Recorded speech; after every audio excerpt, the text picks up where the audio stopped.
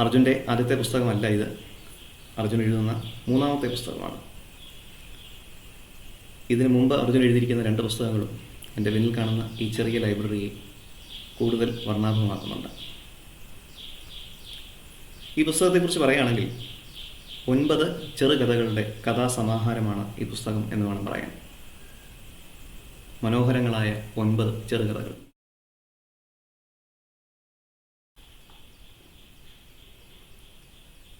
പതിവ് പോലെ അന്നും 4 മണിക്ക് തന്നെയായിരുന്നു അങ്കനവാടി പിള്ളേരുടെ ഘോഷയാത്ര. ഗേറ്റിന് പിന്നിലൂടെ തിമിർത്തോടുന്ന ആ സംഘം വാദം കൊല്ലി പടർന്ന വേലിപ്പടർപ്പിനപ്പുറത്തൂടെ ചിതറിത്തെറിച്ച നിറച്ചാർത്തുകളായി മറയുന്നു. നമസ്കാരം, ഞാൻ രാജേഷ്, ആലപ്പുഴ ജില്ലയിലെ ഹരിപ്പാട് സ്വദേശം. തരക്കേടില്ലാത്തൊരു വായനക്കാരനാണ്. അതാണ് എനിക്ക് നൽകാൻ കിട്ടുന്ന ഏറ്റവും നല്ലൊരു ഇൻട്രൊഡക്ഷൻ. ഞാനിപ്പോൾ വായിച്ചത് ഈ അടുത്തിടെ പുറത്തിറങ്ങിയ ഒരു പുസ്തകത്തിലെ ആദ്യത്തെ 2 വരികളാണ്. ആ പുസ്തകത്തെയും അതിലൂടെ ആ എഴുത്തുകാരനെ ഒന്ന് പരിചയപ്പെടുത്താം എന്ന് കരുതിയാണ് ഈ വീഡിയോ ചെയ്യുന്നത്. പെൺ ട്രയാർക്കി എന്നാണ് പുസ്തകത്തിൻ്റെ പേര്. ചിന്ത പബ്ലിഷേഴ്സ് തിരുവനന്തപുരം പ്രസിദ്ധീകരിച്ച ഈ പുസ്തകം എഴുതിയിരിക്കുന്നത് പാലക്കാട് പട്ടാമ്പി സ്വദേശിയായ അർജുൻ അടാട്ടാണ്. അർജുൻ്റെ ആദ്യത്തെ പുസ്തകമല്ല ഇത്. അർജുൻ എഴുതുന്ന മൂന്നാമത്തെ പുസ്തകമാണ്. ഇതിനു മുമ്പ് അർജുൻ എഴുതിയിരിക്കുന്ന 2 പുസ്തകങ്ങളും എൻ്റെ പിന്നിൽ കാണുന്ന ഈ ചെറിയ ലൈബ്രറിയെ കൂടുതൽ വർണ്ണാഭമാക്കുന്നുണ്ട്.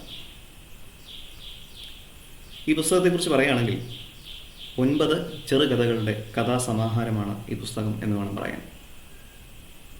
മനോഹരങ്ങളായ 9 ചെറുകഥകൾ. ഷോലയിൽ ധർമ്മേന്ദ്രയുടെ വീരു എന്ന കഥാപാത്രം പറയുന്നൊരു സംഭാഷണമുണ്ട്. ഇസ് കഹാനി മേം ഇമോഷൻ ഹേ, ഡ്രാമ ഹേ, ട്രാജഡി ഹേ. ഏകദേശം അതുപോലാണ് ഈ പുസ്തകവും. ഇതിൽ എല്ലാ ഭാവരസച്ചാർത്തുകളും തന്മയത്വത്തോടുകൂടി അർജുൻ എഴുതി ചേർത്തിട്ടുണ്ട്.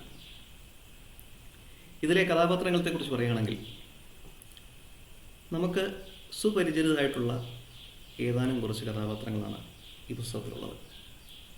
പരിചിതർ എന്ന് പറയുമ്പോൾ നേരിട്ട് പരിചയമെന്ന് ഞാൻ ഉദ്ദേശിക്കുന്നില്ല. നമ്മളുടെ ജീവിതയാത്രയിൽ എന്നോ എപ്പോഴോ കണ്ടുമുട്ടിയിട്ടുള്ളതോ അല്ലെങ്കിൽ നമ്മളുടെ ജീവിതയാത്രയിൽ നമ്മൾ പരിചയപ്പെടാൻ സാധ്യതയുള്ളതുമായിട്ടുള്ള കുറച്ച് കഥാപാത്രങ്ങളാണ് ഇതിനകത്ത്. നമുക്ക് ചിലപ്പോൾ ആ കഥാപാത്രത്തെ നമ്മളുടെ ജീവിതഗതിയിൽ കാണുമ്പോൾ അത്രത്തോളം പ്രാധാന്യം നമുക്ക് തോന്നിയിട്ടുണ്ടാവില്ല, നമ്മളവരെ മതിച്ചിട്ടുണ്ടാവില്ല. എന്നാൽ അർജുൻ എന്ന സർഗാത്മക പ്രതിഭ എന്താ ചെയ്തതെന്ന് ചോദിച്ചാൽ ആ കഥാപാത്രങ്ങളെയെല്ലാം തൻ്റെ വീട്ടിലേക്ക് ഒരു വിരുന്നിന് ക്ഷണിച്ചു. വിഭവസമൃദ്ധമായ ഒരു സദ്യ ഒരുക്കി അവർക്ക്. വിശറി കൊണ്ട് വീശിക്കൊടുത്തുകൊണ്ട് അവരുടെ ഓരോരുത്തരുടെയും കഥകളും വിഷമങ്ങളും പ്രാരാബ്ധങ്ങളും ഒക്കെ ആരാഞ്ഞു. അവരെ സമാധാനിപ്പിച്ചുകൊണ്ട് തൻ്റെ വാക്കുകൾ കൊണ്ട് തീർത്ത, തൻ്റെ വാക്കുകളുടെ ഇന്ദ്രജാലം കൊണ്ട് തീർത്ത ഒരു പാർപ്പിടത്തിൽ ഈ പുസ്തകം വായിക്കുന്ന ഓരോ വായനക്കാരുടെയും ഹൃദയത്തിൽ അവർക്ക് ഒരു പാർപ്പിടമൊരുക്കി അവരെ അവിടെ താമസിപ്പിക്കുകയാണ് ആ എഴുത്തുകാരൻ ചെയ്തത് എന്ന് വേണം പറയാൻ. അത്രമേൽ ഗംഭീരമായ വരികൾ, അത്രമേൽ ഗംഭീരമായ വാക്കുകൾ. 9 കഥകളും 9 വ്യത്യസ്തമായ ഭാവങ്ങളെയാണ് കാണിക്കുന്നത്, നവരസങ്ങൾ പോലെ. കഥകളിലേക്ക് കടക്കുന്നതിന് മുമ്പ് ഓരോ കഥകളും ഒരുപാട് കാലിക പ്രസക്തിയുള്ള കഥകളാണ് എന്ന് വേണം പറയാൻ. ആദ്യ കഥയായ പെൺട്രയാർക്കി 2 യുവതികളുടെ പ്രണയത്തിലൂടെയാണ് കടന്നു പോകുന്നത്. ആദ്യ ചാപ്റ്ററിൽ തന്നെ അദ്ദേഹം പറയുന്നുണ്ട്, നമ്മുടെ രാജ്യത്തൊന്നും ഇത്, നമ്മുടെ നാട്ടിലൊന്നും ഇത് പ്രാവർത്തികമായിട്ടില്ല, ആയാലും ആൾക്കാർക്ക് മനസ്സിലാവാൻ സമയമെടുക്കും. ഒരുപക്ഷെ പത്മരാജൻ്റെ, പപ്പേട്ടൻ്റെ ആദ്യകാല സിനിമകൾ പോലെയാണ് ഇത്. ഒരുപാട് ചർച്ചകൾ ഭാവിയിൽ ഈ എഴുത്തിലൂടെ വരാൻ സാധ്യതയുണ്ട്. പപ്പേട്ടൻ്റെയൊക്കെ സിനിമകൾ ആദ്യകാലത്ത് എത്രത്തോളം സ്വീകാര്യത ലഭിച്ചു എന്നത് നമുക്കെല്ലാവർക്കും അറിയാവുന്ന കാര്യമാണ്. എന്നാൽ ഇന്ന് ഓരോ സിനിമാ ക്രിട്ടിക്കും അദ്ദേഹത്തിൻ്റെ സിനിമകൾ ചർച്ച ചെയ്യാതെ വിടുകയില്ല. VK-ൻ്റെ എഴുത്തും അതുപോലെയാണ്. അതൊക്കെ നമുക്ക് ഈ കാലഘട്ടത്തിലും ഒരുപാട് പേര് ചർച്ച ചെയ്യുന്നതാണ്. അതുപോലെ ഒരുപാട് ചർച്ച ചെയ്യപ്പെടേണ്ട കാലിക പ്രസക്തിയുള്ള ഒരുപാട് കഥകൾ ഈ പുസ്തകത്തിലുണ്ട്. പെൺട്രയാർക്കി, രണ്ട് യുവതികളുടെ പ്രണയത്തിലൂടെ കടന്നു പോകുന്ന വ്യത്യസ്തമായ ഒരു എഴുത്താണ്. ഒരു അണുവിട അങ്ങോട്ടോ ഇങ്ങോട്ടോ മാറിപ്പോയിരുന്നെങ്കിൽ ചിലപ്പോൾ അതിൻ്റെ ഭാവം തന്നെ മാറിപ്പോയേനെ.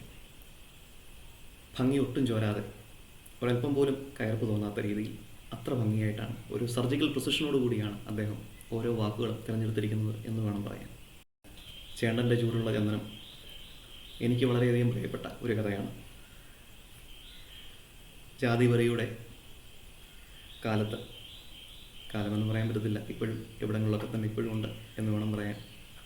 പ്രത്യക്ഷത്തിലല്ലെങ്കിൽ പോലും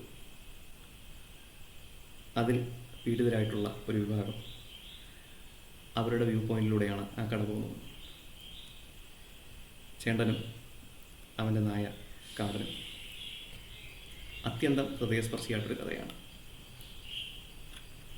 ഒരു പീക്ക് പോയിന്റിൽ കരുണയാണ് നമുക്ക് ചേണ്ടനോടും കാടനോടും തോന്നുന്ന വികാരം, അല്ലെങ്കിൽ കരുണയാണ് അതിലെ മുഖ്യ രസം എന്ന് വേണമെങ്കിൽ പറയാം. ഒരിറ്റ് കണ്ണീരോടുകൂടി മാത്രമേ നമുക്ക് ആ നോവൽ, ആ കഥ വായിച്ചു തീർക്കാൻ കഴിയൂ എന്നതാണ് അതിൻ്റെ പ്രത്യേകത. ഓരോ കഥയും അതുപോലാണ്. വേട്ടയ്ക്കൊരു മകൻ എനിക്ക് വളരെ പ്രിയപ്പെട്ടൊരു കഥയാണ്. വേട്ടയ്ക്കൊരു മകൻ ഒരേ സമയം ഇരയുടെയും വേട്ടക്കാരൻ്റെയും കണ്ണുകളിലൂടെ ആ നോവലിനെ വായിക്കാൻ നമ്മളെ പ്രേരിപ്പിക്കുന്ന ഒരു കഥയാണ്. ഒരുപക്ഷെ അതായിരിക്കാം ഒരു എഴുത്തുകാരൻ്റെ ഇന്ദ്രജാലം എന്ന് പറയുന്നത്. രണ്ട് വ്യത്യസ്ത എക്സ്ട്രീം പോയിന്റ്സിൽ നിന്നും ഒരു കഥയെ സമീപിക്കാൻ കഴിയുക എന്നത് അതിശയം തന്നെയാണ്. ആത്മഹത്യ മറ്റൊരു കഥയാണ്.